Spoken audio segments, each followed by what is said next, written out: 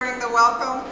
This is the problem of doing an event downtown at 6 o'clock. These things happen, so thank you all for being here. My name is Elizabeth Burgess. I'm director of the Gerontology Institute, and I am so pleased to see this crowd here today. We host the Barbara Payne lecture every year in honor of Barbara Pittard Payne Stansel, who was the founding director of the Gerontology Institute. And for the past few years, we've had the pleasure of hosting it here at the Rialto. And on behalf of the Rialto, Walter Coffey is going to give you a quick welcome, and then I'm going to say a few more things about the Gerontology Institute.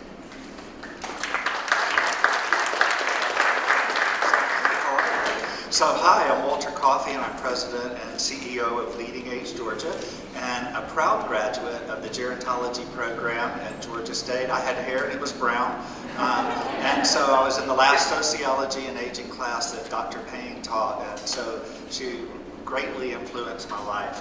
I have the opportunity now of teaching the aging policy and services class, but tonight, as a board member of the Rialto Center for the Arts, I really want to greet you and welcome you and really invite you to pay attention to the awesome programming here at the Rialto Center. Very few universities have a Center for the Arts like this, and the staff are incredible and bring people literally from all over the world to the center. There's all kinds of special rates for students, so please take advantage of that. The season ends, and you've seen little doohickeys all around that tell you, but the season ends on April 23rd. And Cecile Savant, she just won a Grammy last month, and she's going to be here. She's a jazz singer, and she'll close out the season, and it'll start next fall. So welcome to the Rialto Theater, and it's going to be a great night.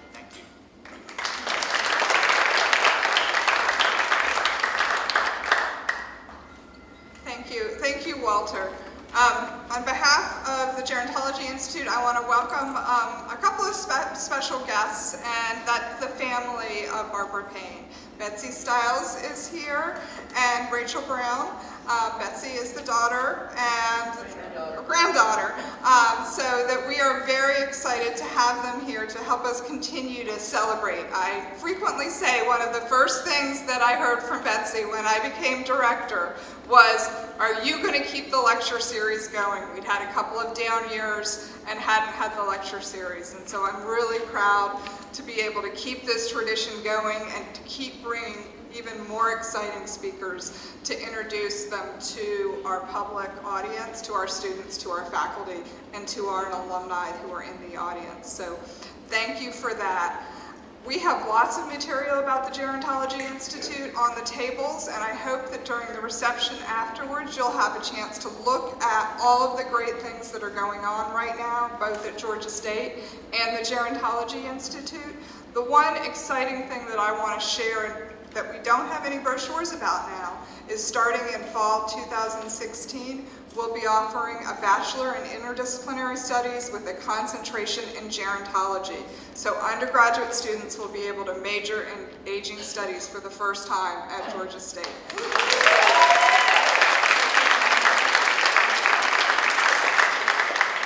I promise next year we will have PR to give out about that event. But the reason we're here is our guest, and I'm going to first have our students. We have a master's program that's very active, and Eugene Stevenson is going to briefly welcome you on behalf of the students.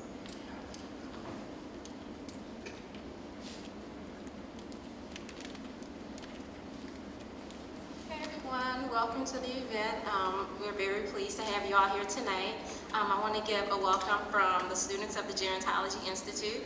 And on behalf of the students of the Gerontology Institute and the members of Alpha Omega, the GSU chapter of the Gerontology Honor Society, Sigma Phi Omega, and if you're not a member, please join.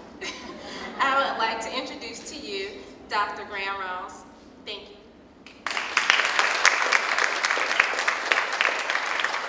And for a formal introduction of Dr. Rowles, I have Dr. Jennifer Kraft Morgan, who is faculty in the Gerontology Institute.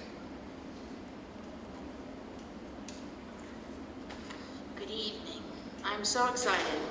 It's my pleasure to introduce tonight's distinguished speaker. Born in England outside of London in Shorten, Surrey, England, he completed his Bachelor of Arts with honors in geography and later his Master of Science in Social Sciences from the University of Bristol. He came to the U.S. first as a National Science Foundation Exchange Fellow at Clark University and later earned his doctorate in geography also from Clark University. Moving up the academic ladder, he relocated southwest to West Virginia University, where he served in the Department of Geology and Geography and later served as director of the geography program. After a year sabbatical as a visiting scholar in geography at Arizona State University, he moved to the Bluegrass State. Moving to the University of Kentucky, where he continues building a distinguished career in teaching, research, and management of gerontology education. Dr. Rowles has become quite famous in geography as a pioneer in qualitative methods and perhaps the first geographer to focus on aging issues. If you were to examine his 38-page CV, you will find evidence of his status as a prolific author, lecturer, successful grant seeker, trainer, conference presenter, editor, workshop organizer, and consultant. He has also been a member of numerous committees and task force addressing aging issues. Of note is Graham's dedication to teaching and mentoring. In the words of one of his students, he is a very committed mentor who has always gone the extra mile to help me further my career. He cares tremendously about his students and younger colleagues. Dr. Rowles has been recognized through awards and honors for outstanding teaching, including the University of Kentucky Great Teacher Award. Today, Graham Rowles serves as director of the Graduate Center for Gerontology and chair of the Department of Gerontology at the University of Kentucky. He is professor of gerontology with joint appointments in nursing, behavioral science, geography, and health behavior. His research focused on the lived experience of aging. A central theme of his work is the exploration of changing relationship between older adults and their environments with advancing age and the implications of this relationship for health and well-being of older adults.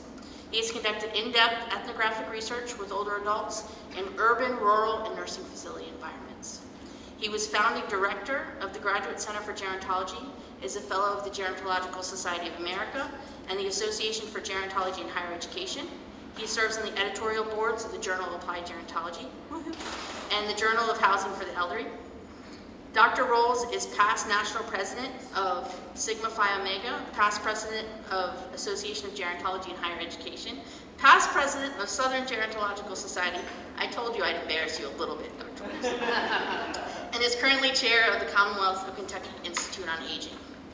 Through his writings, teaching, publications, research initiatives, conferences, mentoring, and testimony before state and national committees, he challenges all disciplines to work together to generate and apply knowledge to better serve urban and rural older adults and their care providers. Graham is one of my own personal and academic heroes. He reminds us all that we are privileged to serve as educators, advocates, practitioners, researchers, administrators, or policymakers in the service of older adults. Today, we are honored to host him as the Barbara Pittard Payne Distinguished Lecturer.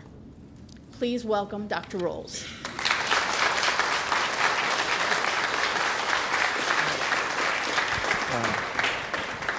Okay, I'm vertically challenged, so it's a little bit lower here. I want to thank you for welcoming me here in such a nice way. And in particular, I looked at the program of the previous speakers here, and I was embarrassed to find some people who I've revered for generations. And so I'm wondering, why am I here in regards to this? But even more important, it's my honor to deliver the Barbara Payne lecture. I crossed paths with Dr. Payne on several occasions during my early career, but I don't recall ever having an extended or in-depth conversation with her. This was because at the time I was a little frightened as a graduate student of speaking to the great people on high. So this is something that I greatly regret, not having had the chance to talk with her in depth. And if Dr. Payne is listening somewhere, I will try to do justice to her legacy. Have you ever felt out of place? This feeling can come from experiences ranging from attending what turns out to be a formal function in casual attire, to finding oneself, as I did on one occasion, as an Englishman inadvertently in the midst of a fundraising meeting for the Irish Republican Army during the height of the Troubles in Northern Ireland. On the other hand, have you ever felt completely in place? Sensing that somehow this is where you were meant to be. Sensing that you're completely at home. Completely at one with your environment. Today, I want to focus on this theme and explore how we create and recreate a sense of being at home over our life course as we move from location to location, trying at each point to make ourselves feel at home, at one, in place. In doing this, I'll be using the approach of autoethnography as I use myself as an illustrative case study of some of the ideas I'll be sharing. I would like you to do the same and to be constantly thinking as we talk about if and how what I'm saying applies to you in your own life. It works best if you're able to do this. But first, let me provide a very practical context for these ideas and address the so what, who cares question at the outset. Aging in place is an overused mantra in our time. Everyone wants to age in place. Indeed, one can now be certified as an aging in place specialist. We have to get a degree for everything, I guess. Why should we care about people being at home? And why should we care about their aging in place? Consider an actual case. The case of Mrs. Greer, who lives in a rural county in central Kentucky. Mrs. Greer, not her real name, has been a home place client since December of 2014. She turned 100 years old on February the 8th of this year.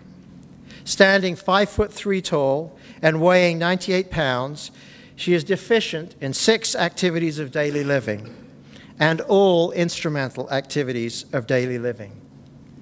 Mrs. Greer lives in her own home. One of her 2 daughters, both themselves in their 70s, is with her at all times. Her home was a former motel that she and her husband operated for many years. It has been remodeled to be her primary residence. Every day, Mrs. Greer shuffles through her home with the assistance of one of her girls to keep fit. Her mind is sharp, and she's able to recount tales of the old days and her happy marriage of over 60 years. She's fond of telling about some of the more colorful guests that stayed in the motel. She's able to attend her church once a month. She also enjoys simply sitting on her front porch. The home care program provides 3 hours a week of respite so that Mrs. Greer's daughters can attend to their own business. She also receives personal care twice a week. The National Family Caregivers Support Program has provided supplies to address her incontinence and is able to supplement the respite when her daughters need to have a full day out of the home. The cost of Mrs. Greer's home care services is $312 a month. The cost for her personal care is $208 a month. Mrs. Greer and her daughters have a budget of about $1,200 a year for respite from the National Family Caregiving Support Program and $400 for supplemental services. This means that the total cost per year to both maintain Mrs. Greer in her home and support her daughters in their caregiving is $7,840. Both daughters have stated that without this supportive services they receive, they would have to institutionalize Mrs. Greer. The estimated cost of this would be between $77,000 and $82,000 per year.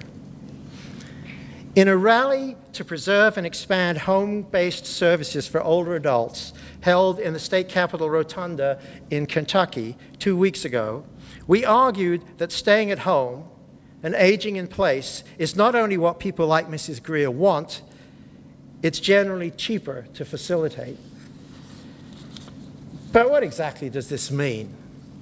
Aging in place, being at home. Aging in place is actually a rather crude summary for something far more important. It is not just the idea of growing old in the same location. Rather, what is important is the idea of how we experience that location. What is important is how we are able or enabled to create and maintain a sense of being in place. Today, I will probe what this means. First, I will consider the interwoven roles of time and space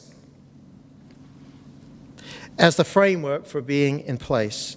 Second, we hone in on special expressions of being in place, one in particular, being at home in the apartment or residence that is the geographical fulcrum of each of our lives.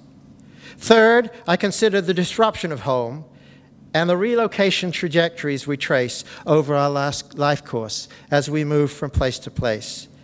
How do we make and remake home with every move?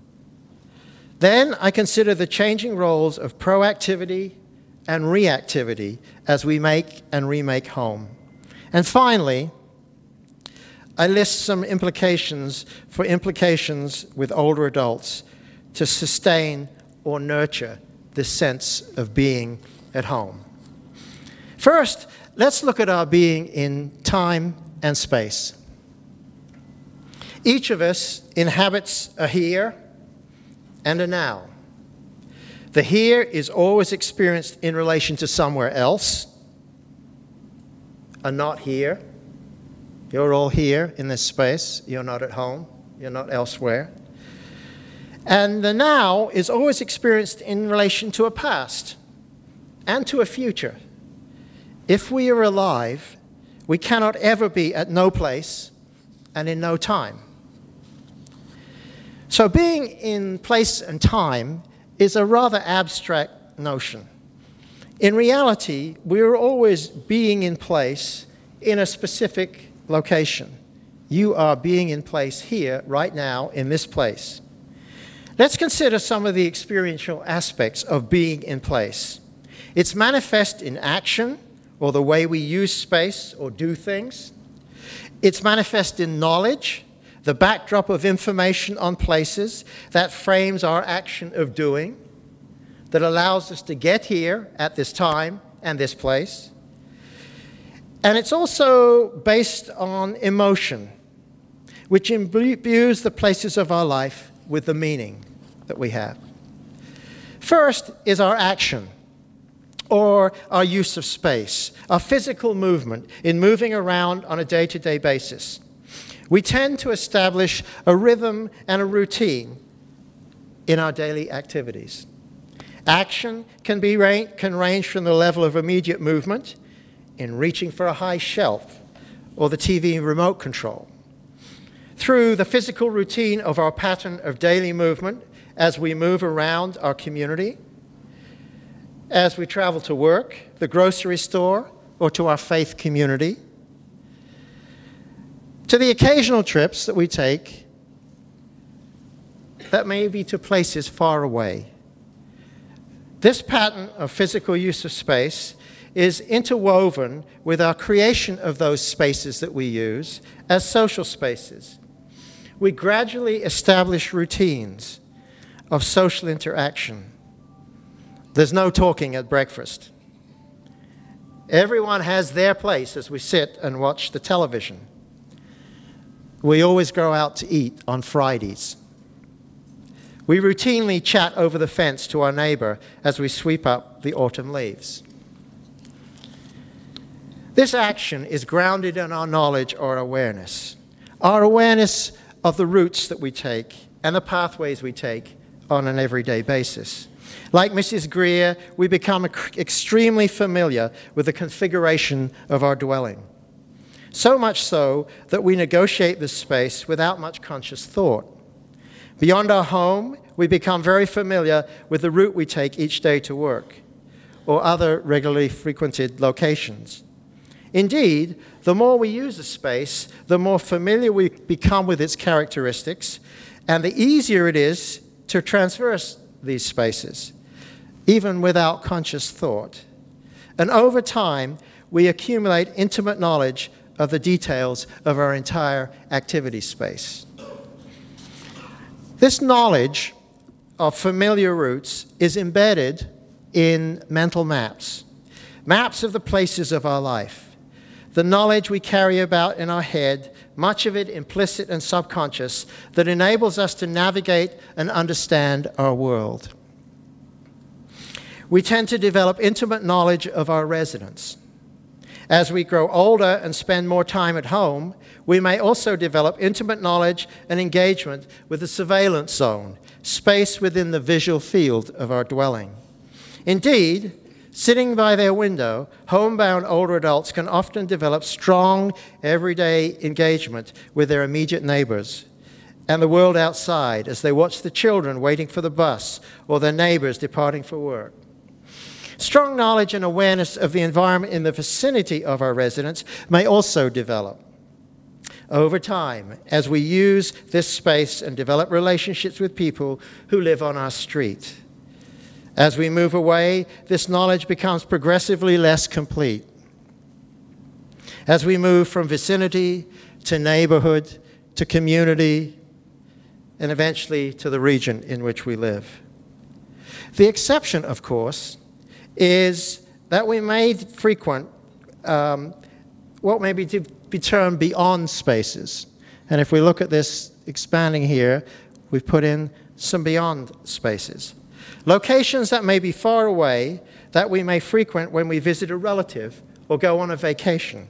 In each of these places, we may develop a mental map of the setting.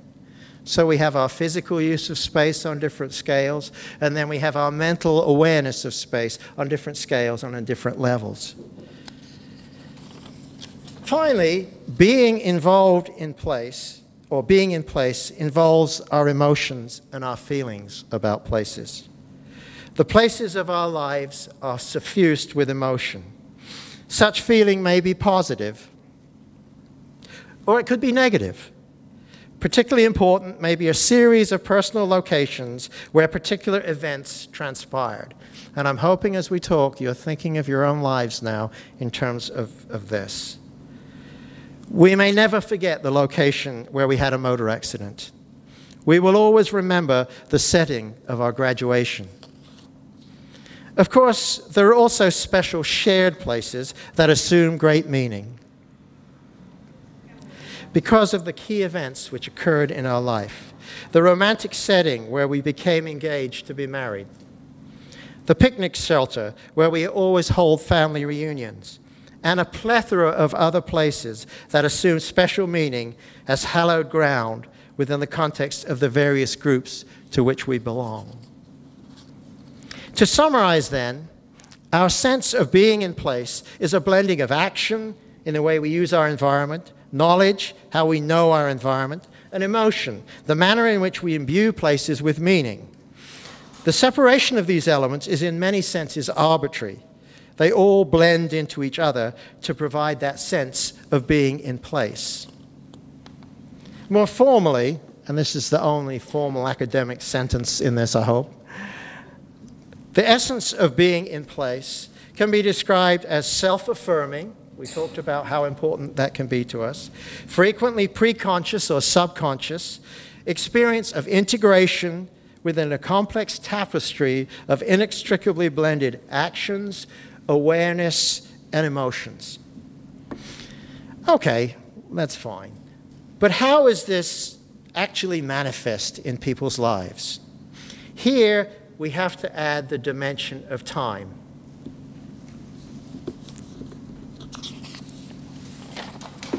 It is crucial to acknowledge that being in place is grounded in location and personal history. And it's in a constant state of becoming or changing in terms of the evolution of a dynamic homeostasis, a dynamic balance between ourselves and our environment, which is basically functioning through the processes I've described. It's a function of time, and it's a function of place. As a result, being in place is manifest in our contemporary environment, in our engagement in the proximate environments of our present. But of course, it's much more than this. A crucial component of our contemporary being in place involves time. It embraces elements stemming from the full array of environments and places we have inhabited throughout our entire life. Such involvement entails vicarious engagement in environments that may be displaced in space and/or time, environments that span our entire life history. In our mind's eye, we can travel back in time to the environments of our youth. You can sit there and do it right now.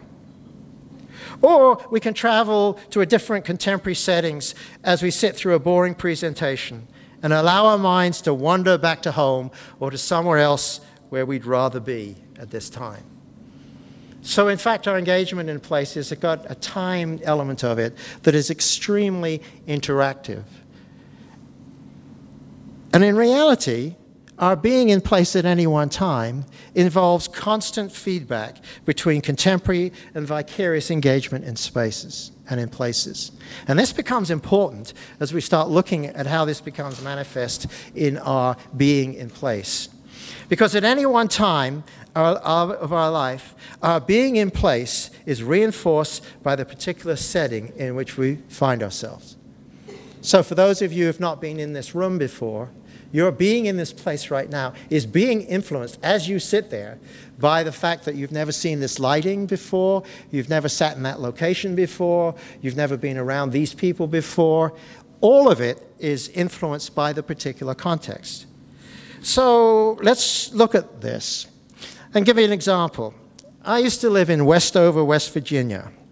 And when I lived in Westover, West Virginia, my being in this place was reinforced by my life experience in the community and by the nature of that actual community, by the characteristics of my residents. There's my residence. None of you know my residence when I lived in Westover, but I do, and I remember it very well. Through the relationships I developed with my neighbors, and through the artifacts that I accumulated in that place that helped me define my being in that place.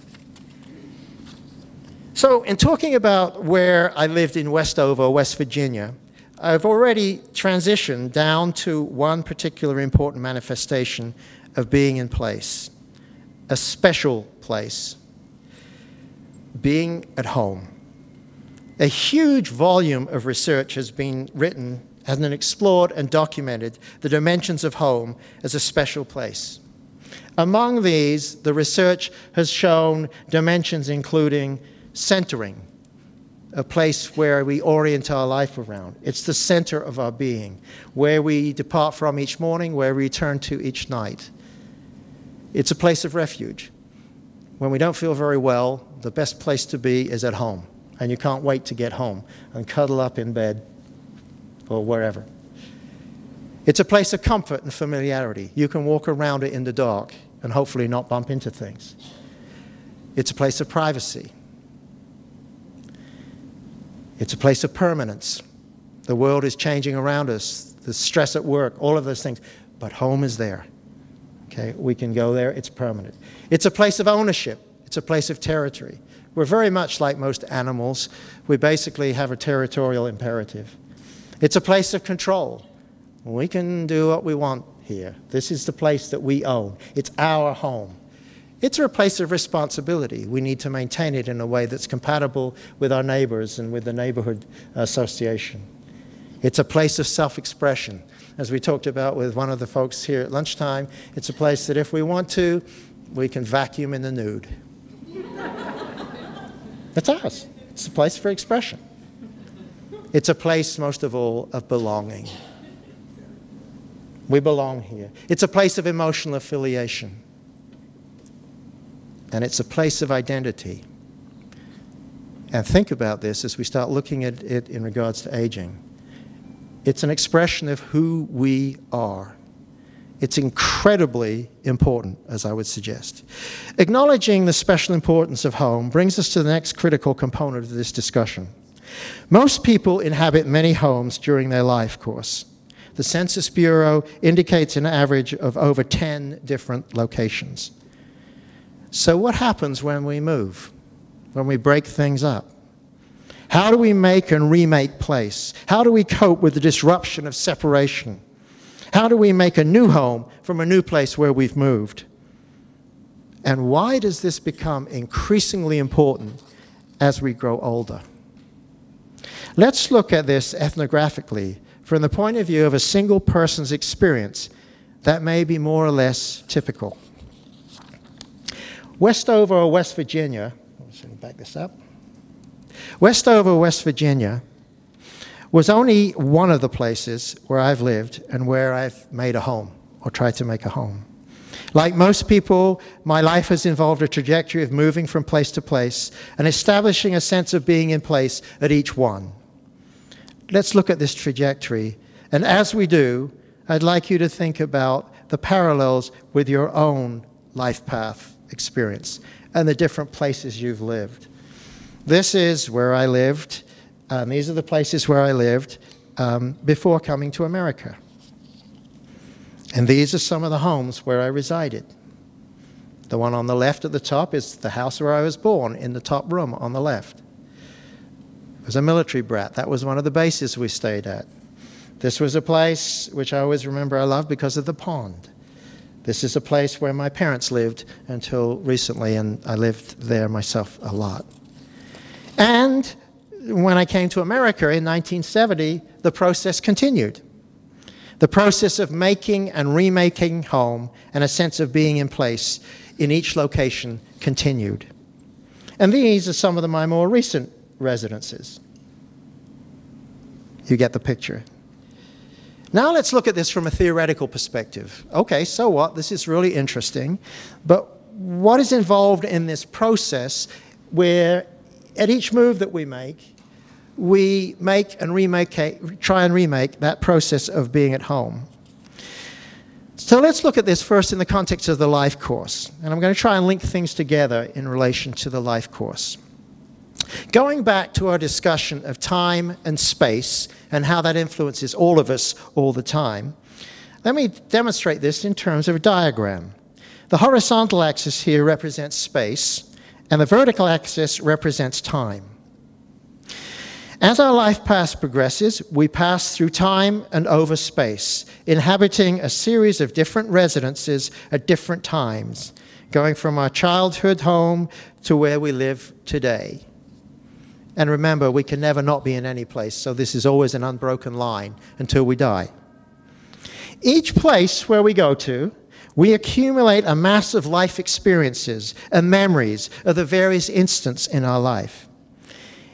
In remembering the incidents of our life, invariably we remember the places in which they occurred.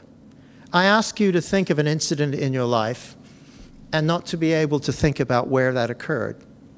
They're intimately interwoven in our life. Now, of course, we can't remember all of these things.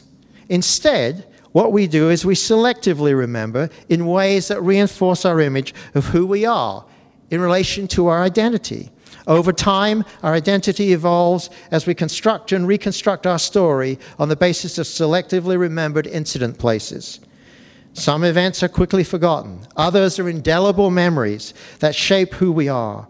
As we progress along our life path, we become ever more proficient in selectively embracing experiences and the places where they happened within our constantly evolving sense of self and of being in place.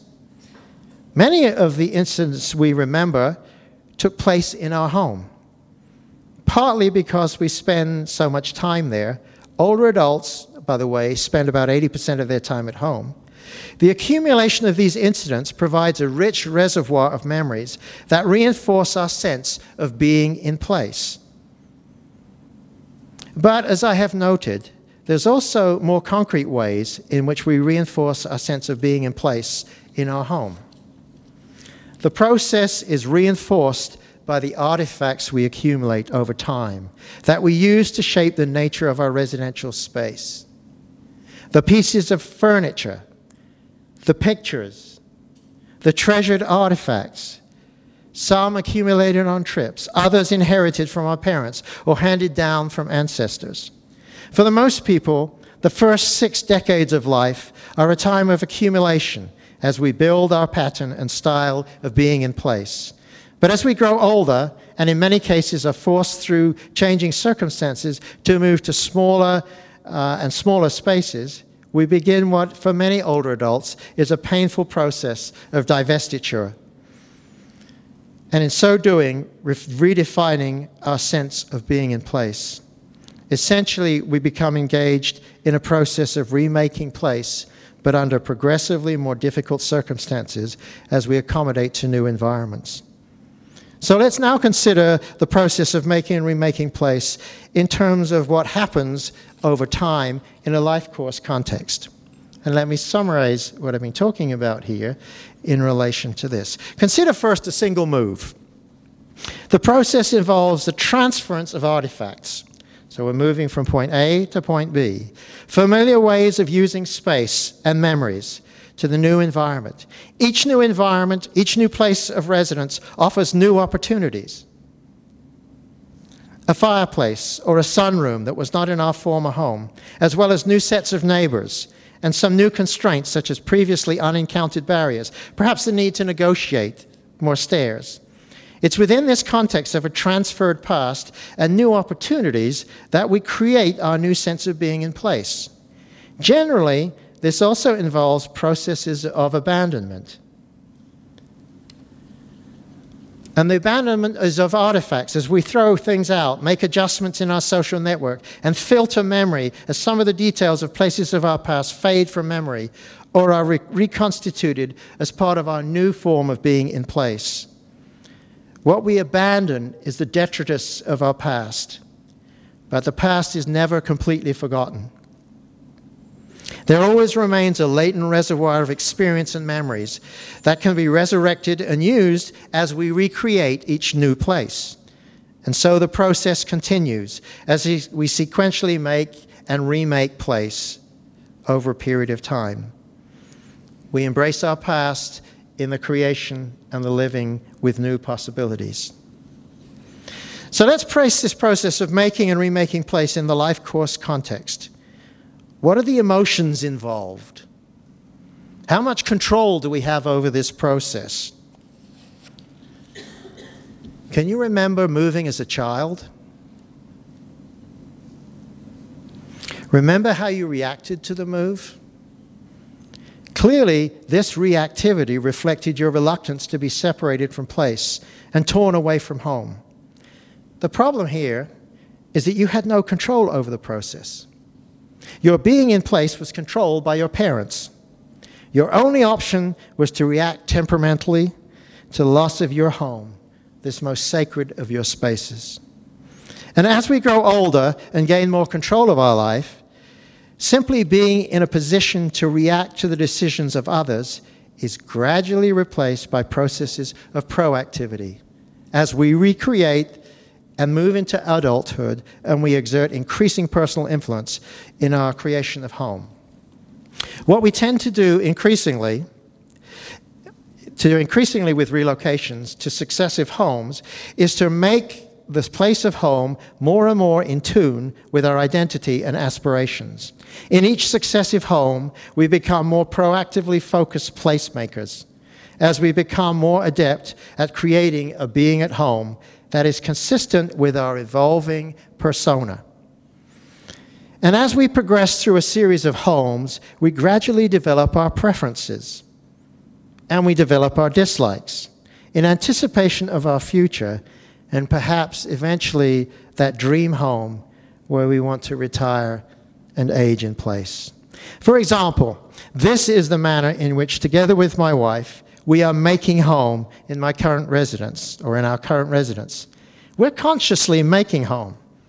There is the front porch I always wanted, a place where our family can visit and call the home place. There is the study I've thought about creating for so many years. There's the pond we installed that upon reviewing old family photographs, I discovered had been a subconscious but prominent element in most of the places I've ever lived. There are the flower beds that I've always wanted. There is the space to grow blueberries.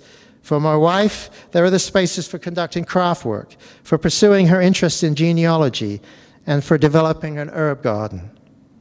This is where we are proactively developing a uniquely tailored sense of being at home. That is the outcome of all the previous homes we have made and all the experience of this process that we have accumulated. Of course, what happens in the long run is that with advancing age and declining capabilities and resources, we once again begin to lose control as we become progressively less able to sustain our motion of being at place and being at home. We move again, often under duress and reacting to lessening control over the process of making place. And as we move to smaller and smaller places and perhaps end up in a nursing facility, our experience of making home becomes increasingly reactive once again as we accommodate to the new realities of a life of reduced independence and control of our own destiny. And so we end up holding on, generating a semblance of being at home in our final environment, a setting that is often far from supportive of making home.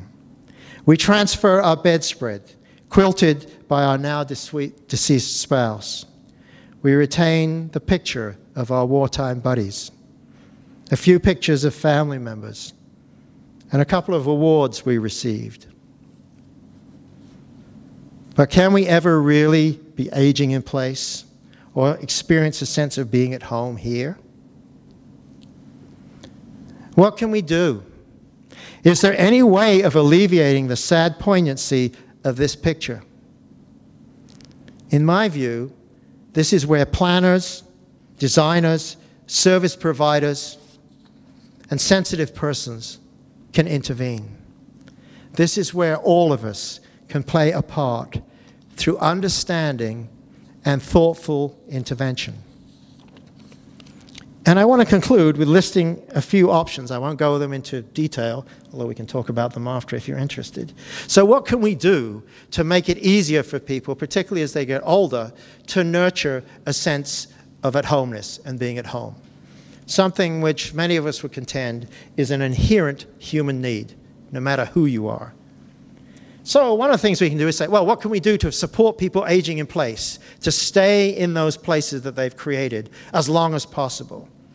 Fortunately, there's a movement afoot worldwide that's gaining momentum here in the United States for creating livable cities and elder-friendly neighborhoods, making the neighborhoods of Atlanta such that older people can function better there, can walk around those neighborhoods in terms of their activity, can maintain their emotional affiliations with these neighborhoods, and can actually continue to function and be aging at home.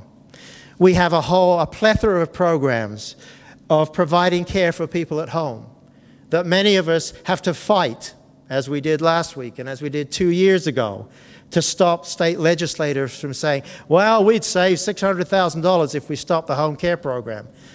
Don't think about what that actually means. And the only way that we get a reaction from them that is if we show that it costs them more if they don't follow that. But legislators don't think about what being in place is at all.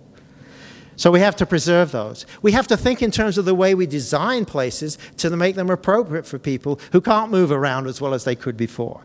So we have universal design. We have smart home technologies. And one of the fields I'm interested in is this environmental design field, which becomes increasingly important. We have technologies now, ethical issues aside, which allow us to for our relatives to stay at home. And so we can watch them on a camera. Okay, and you say, well, that's okay, but people don't really like that. The research that's done on older people say, if it means that I stay at home, do it. The only place you keep out of there is the bedroom. Okay? But apart from that, I'd be delighted for you to monitor me. I have no problems with it, given the alternative. And then the possibilities we're moving forward with, and that will become important in your lifetimes, is the development of ambient intelligence.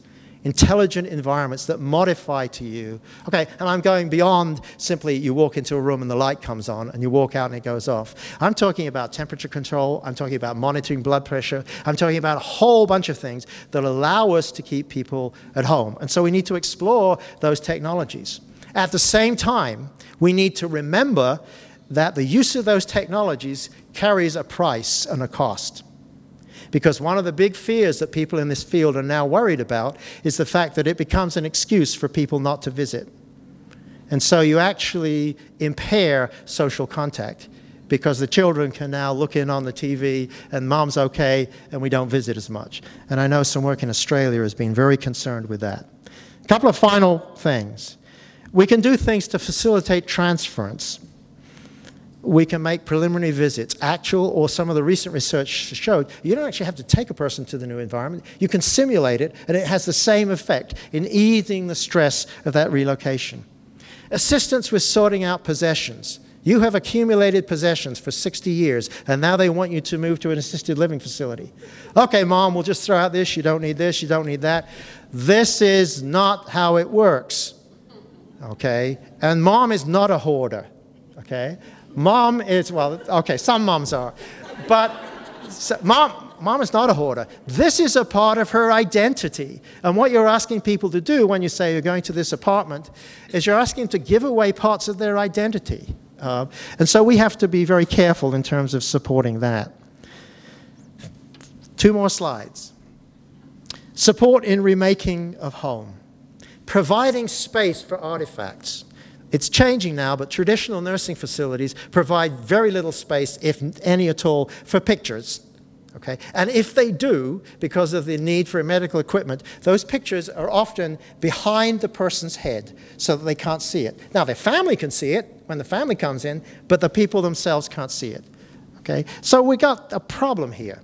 And one of the solutions to this is staff education to being in place, the thing that I've talked about this evening.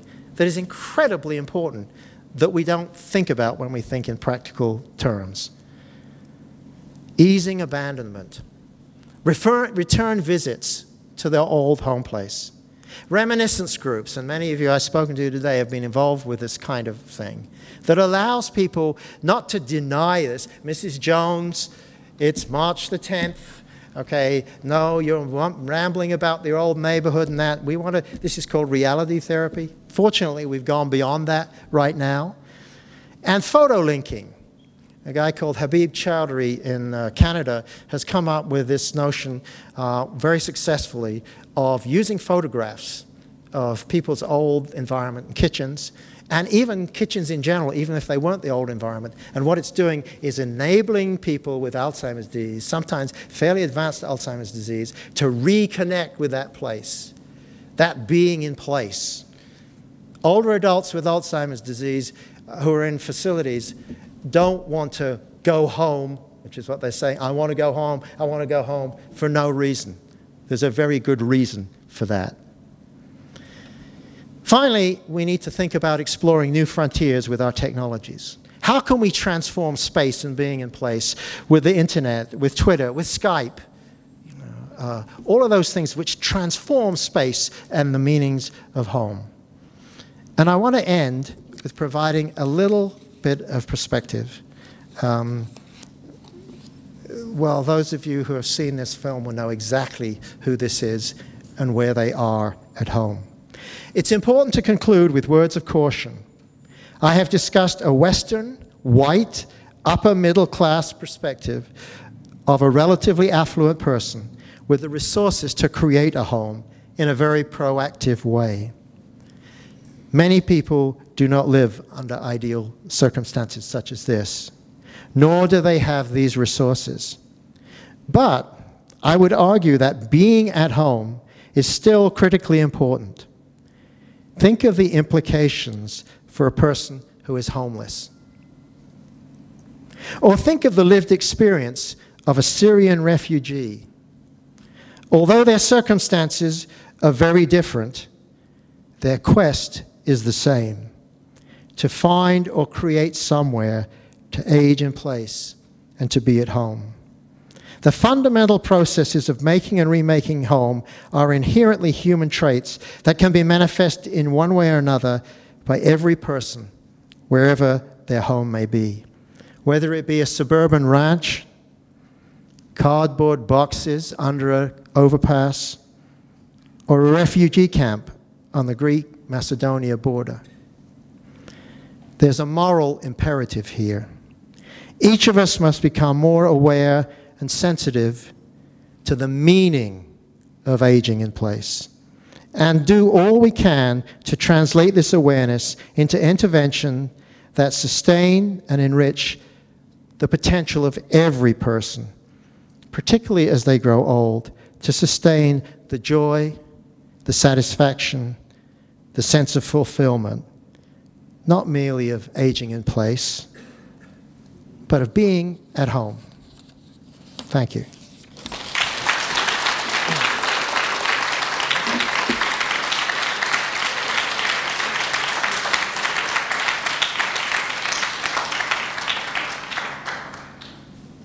We have Dr. Rowles, will you come up here a second? Come on up here. We thank you so much for coming down to Atlanta and joining us. In addition to this speech, he spent the day with us. He met with students and faculty. So it's been a pleasure to have you here, and this is a token from us in thanking you for your time.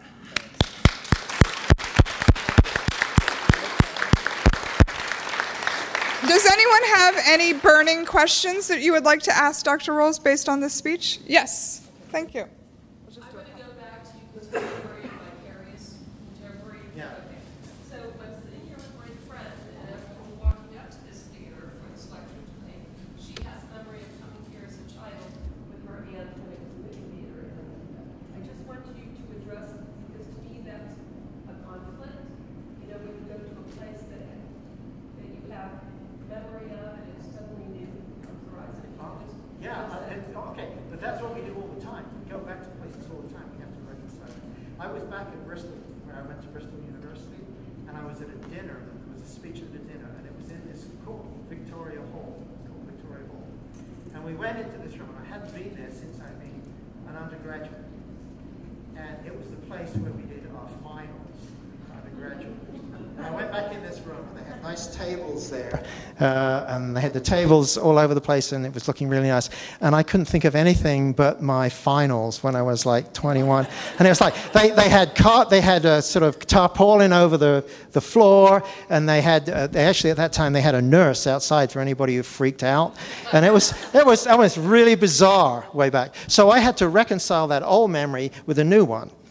Now, if you think about it, the new memory and the old memory never completely disappear. You just kind of reconcile them, and you reconcile, oh my gosh, I'm getting older. Okay, and you do it. So that's part of that whole process. And in fact, the process that we're really interested in looking at is how do we go about this process of creating and recreating ourselves? And one of the things that I think may be really important in doing that is the way in which we create and recreate our environment. Which pictures we save, which pictures we throw away. Okay? Because remember, we discard things in creating ourselves all the time. And so constantly, every time we go back to a place, it's different from the time it was before. Okay? The last time that I was in Atlanta visiting the Institute, I was in a completely different role. And so coming back and being in the same room in a different context was very, very different than it was before. So this notion, you know, and think about this in terms of age. And you're going back to places that you knew as they were before. Can you imagine being an older person going back to ground zero? And how do you reconcile that? And how do you deal with it? Incidentally, older people dealt much better with that problem than everybody else in those neighborhoods, because they had dealt with problems before. And so if you look at how people in the surrounding neighborhoods reacted, the older people dealt much better with it. So as we grow old, we start reconciling the knowledge we have of our past with how it is today. And we try and reconcile that in ways that reinforce who we are for good or for bad. Does that address the question? Okay. Other, yes, ma'am. You mentioned some very nice home care services in Kentucky. Mm-hmm. Were those programs unique to Kentucky? Is this a state-by-state thing, or federal programs? Right. So if we were to approach legislators, I need to know, am I approaching my federal legislator or my... Okay, okay. That's not my area of expertise, but my understanding is that the one that is a federal program, but there are state programs, home care programs as well. And so this particular lady who we used was kind of a mixture of programs. That's how she'd put things together.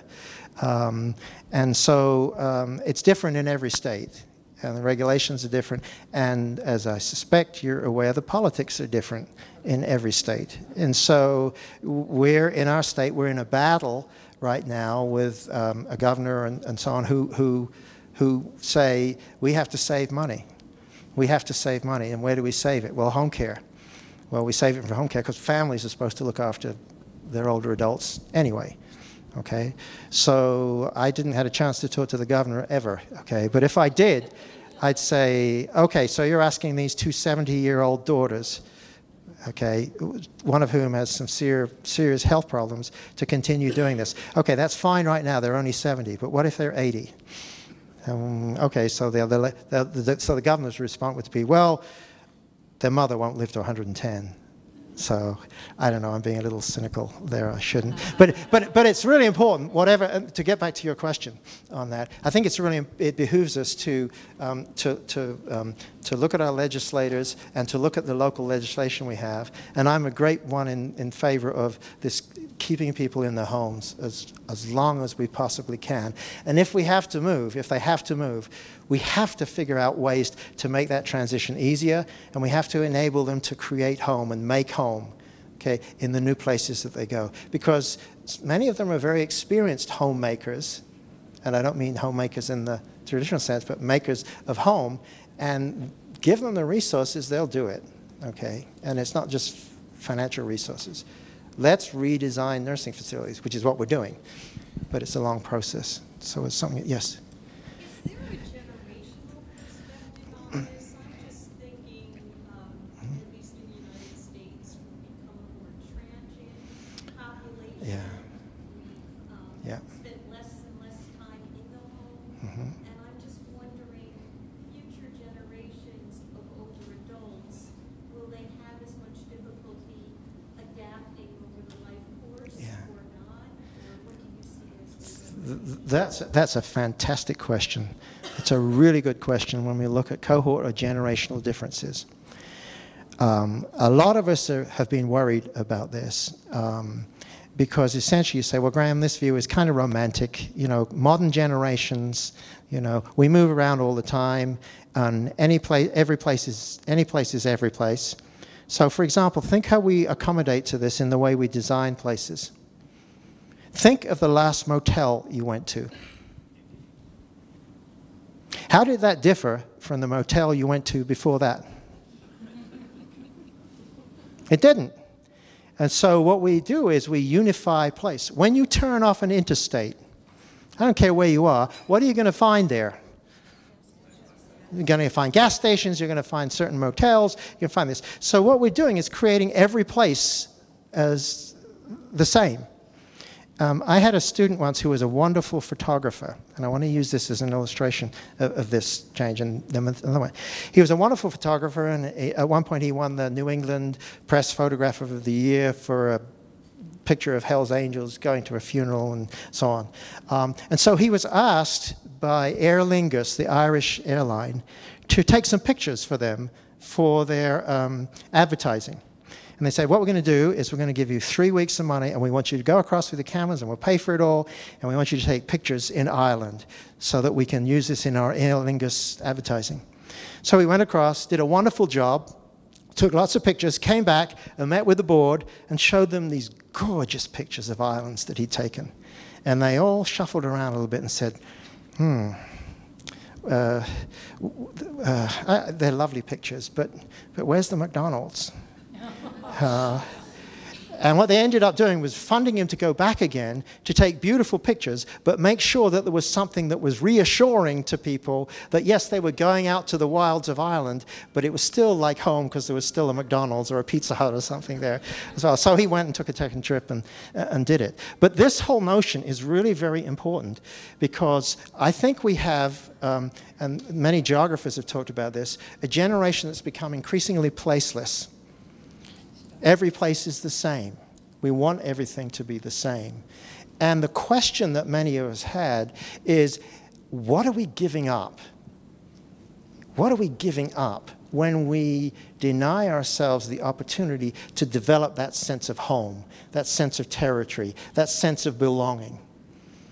And one of the things that's interested me a while as being a child who moved 18 times before I was 18, as you saw in those pictures, okay, was that I never got the chance to develop that sense of being home. So the rest of my life has been a reaction to that in trying to stay longer and longer and longer in each place and try and create home. And we wonder what the current generation moving around all the time does and what they're going to be losing from this. Now, I may be a little romantic in this, and they say, well, we can always simulate it. We can put a thing on the wall and have simulations of home and place. I don't know. And I'm wondering if we're not very denying our animal origins and denying the fact that we actually do need a place to belong to. And that in creating places right now, we're denying ourselves that opportunity, which becomes very, very much more important as we get older. As we get older, to be grounded, to have a place, to be at home somewhere. So your question is a critical one that I don't have the answer for, but is troubling a lot of people right now. In terms of, that might be a good place to end. Maybe a little troubling place, but thank you again, Dr. Rowles. He will be with us for the reception, so I hope you will all stay and join us. We have hors d'oeuvres, we have some wine and some soft drinks, so please stay and join us and talk about these issues and what they might mean. Thank you.